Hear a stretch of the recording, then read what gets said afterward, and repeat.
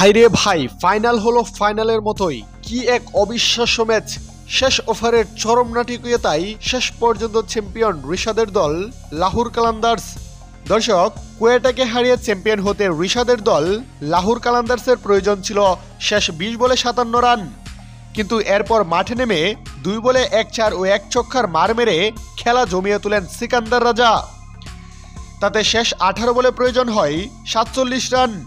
এরপর ইনিংসের 18তম ওভারে 2 ছক্কার মার মেরে 16 রান নিয়ে আসেন লাহোরের ব্যাটার পেরেরা।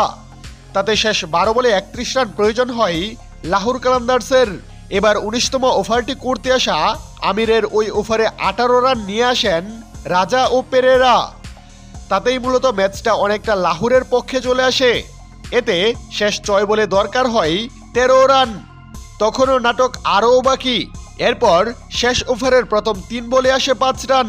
তাতে শেষ 3 বলে দরকার হয় 8 রান। পুরো গ্যালারি তখন নিস্তব্ধ। কি হতে পারে তখন? কিন্তু সব দুয়াশা কাটিয়ে চতুর্থ বলে 4 মেরে দেন সিকান্দার রাজা।